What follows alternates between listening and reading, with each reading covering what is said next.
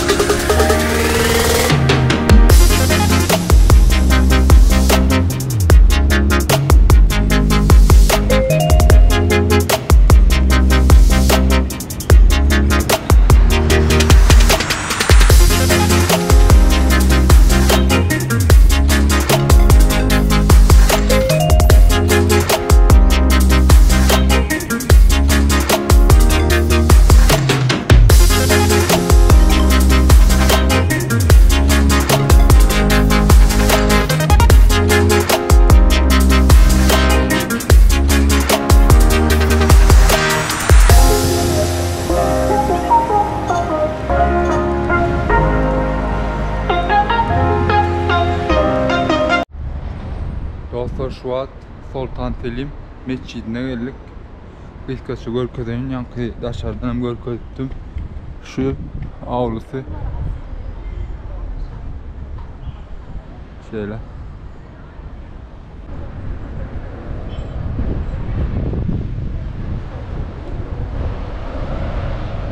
Ağaçlarını görüyor musun? Girişinin ağaçlarını görüyor musun? Dostlar, bu mescid 1570 yılda kurulan. Yani yerden seyretseniz üstünden 5 asır geçen, 5 asır bundan kurulan mescid.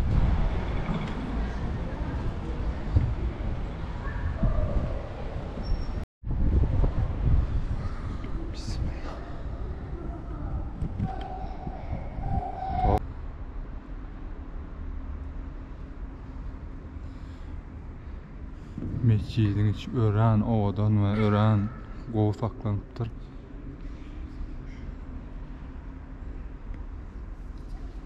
Çağrıcıklarım oynuyor. Selamünaleyküm.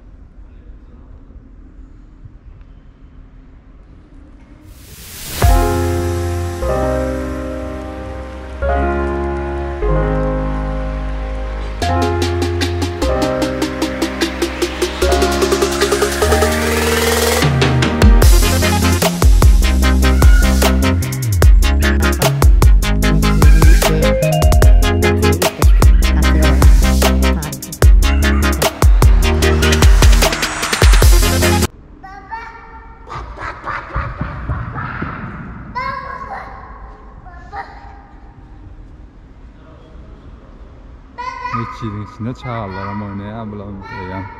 Atı goldat. Şöyle vakit geçirmeleri, oynamaları.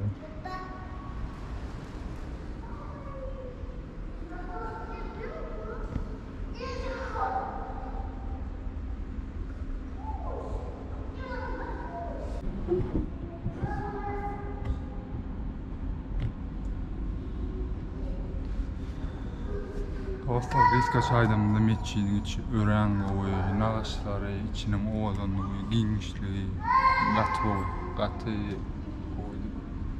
sağlanan gurulun örenliği men haladım. Bizim eğer Konya yoluna düştü, meydanına meçhid görünüptü, taşından yana çekiptim. Size de görünür, içine girip görün hükmani suratda ören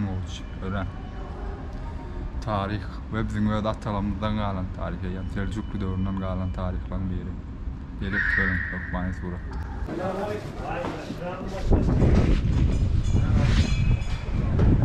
Dostlar, şu at nene geldik. Konya Hazreti Mevlana türbesine geldik. Yani şu at içinde restorasyon, yani onarma, avatlama işleri geçiriliyor, tarihi yerleri, binaları. Dostlar, Hazreti Mevlana'nı aytacak olsak, ol düşünür, akıllar olan, onun bizim edebiyat sapaklarımızda Mesnevi deyip eser var, biliyorsunuz, yadınızda düşendir belki. Şol eser Hazreti Mevlana'nın yazan eseri. Hazreti Mevlana dünya Türkiye'de de dünyanın aklı devletlerini düşünür, akıllar deyilip katı tanılayan güçlü adamlardan biri. Karasonyal gelin türbeni örkeden bolluğuna.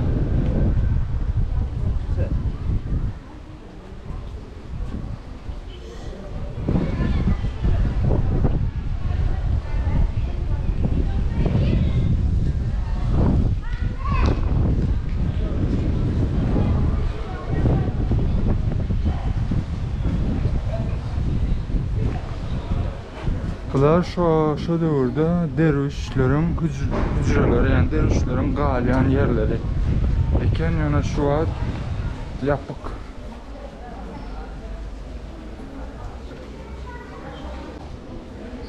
Şunun başka da Mesnevi Hane, Semmaver'in Mesnevi Hane, yani şu Mesnevi'nin o kolluğu ladizli yer.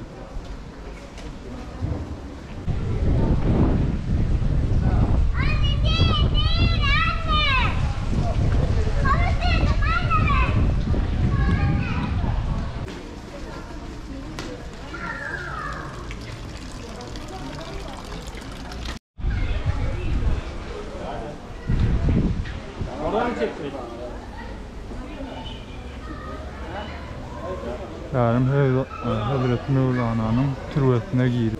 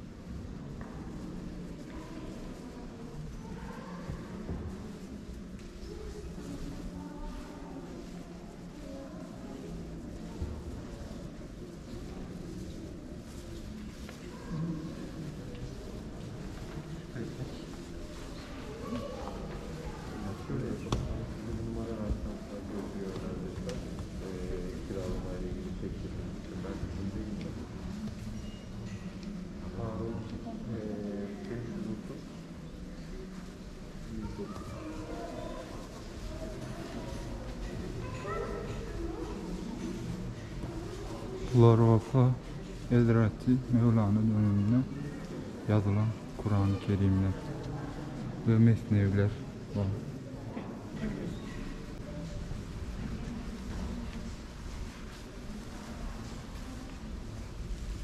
Kur'an-ı Kerim.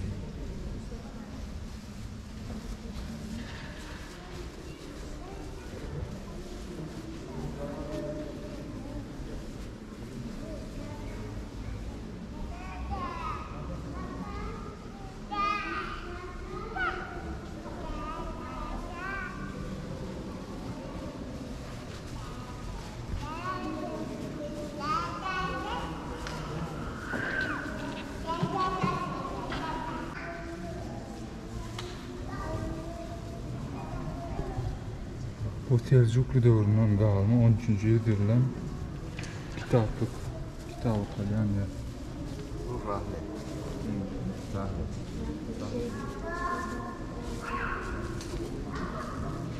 Bu vakti Hazreti Mevlana'nın eğinliği, yani eğinin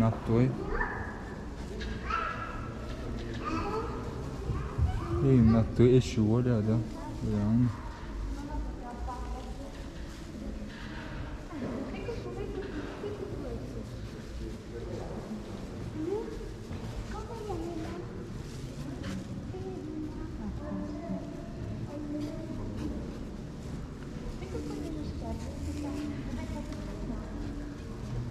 Bu vakti Hazreti Mevlana'nın Mesnevi kitabı olan Divan-ı Kebir diyen kitabı.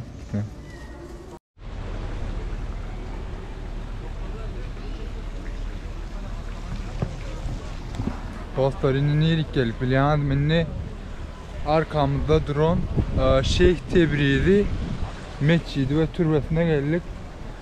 Şeyh Tebrizi öyle aslı İranlı olup İran'ın Tebriz şehrine doğulan. Yani sonra öyle şu akıllar olan son ve derviş olan son öyle bir taraflara gelip şu Hazreti Mevlana zat bilen bile okap bile bilim alan güçlü adamlardan birisi Şeyh Tebrizi, onun türbesi ve mescidi şu tarih.